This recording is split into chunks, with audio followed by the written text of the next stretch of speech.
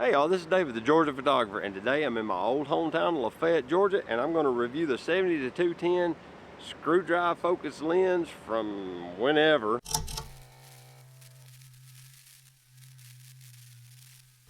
This is a vintage Nikon lens. It's a screw drive focus.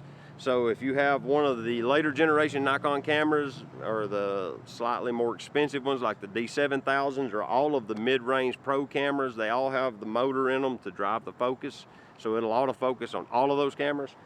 It has an external aperture ring. Its aperture is from f4 to f32, but now it's variable aperture. So it has f4 at 70 millimeters and f5.6 at 210 millimeters. So you lose the stop of light when you rack it out. Something else you want to keep up with about this lens is it racks, it's a push-pull zoom, so it racks in and out to zoom the lens.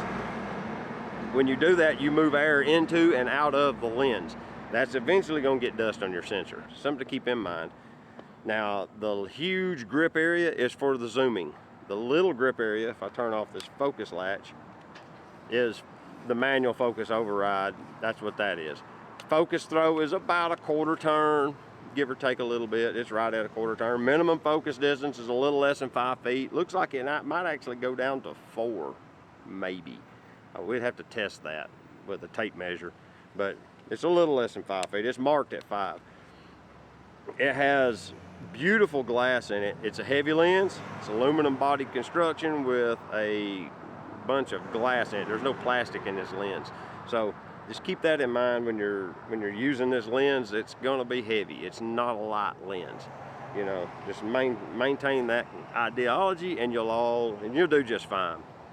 I have used this lens here in Lafayette. I shot a little bit at a soccer game the other night, and I tried some street photography in Chattanooga with it, and it performed very well in all locations. I was doing a little bit of a vlog here in Lafayette about where I grew up. This is my hometown where I grew up, and I walked around, talked about everything, and of course I had the X.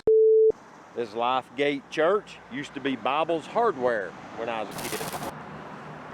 I literally just shot this vlog and had it again, but worse. I'm in Lafayette, Georgia. I vlogged around town here and talked about the stuff that I remember growing up and all this. Took a few pictures of the old high school where I went to high school. That's just right over there. Matter of fact, I can see it from right here. Talked about Abney's department store, which is right behind us. It's now a bunch of different stores, but there's an empty lot right here beside it that used to be the Radio Shack. I worked there back in the 80s doing TV repair on the Saturdays. I'd come in and work on TVs. It was a lot of fun. It was interesting. I learned all sorts of interesting things about televisions from back in the day when they had CRTs in them.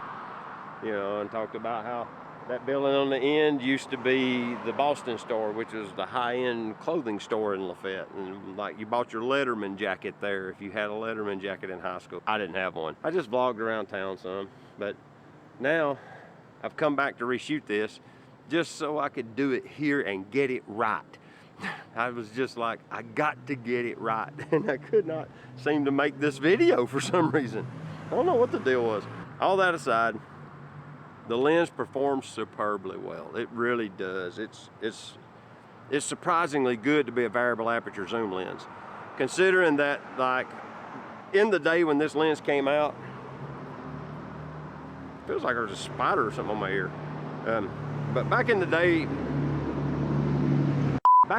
when this lens came out, the big brother to this lens was the 80-200 f2.8 AFD, and it was a screw drive focus lens as well.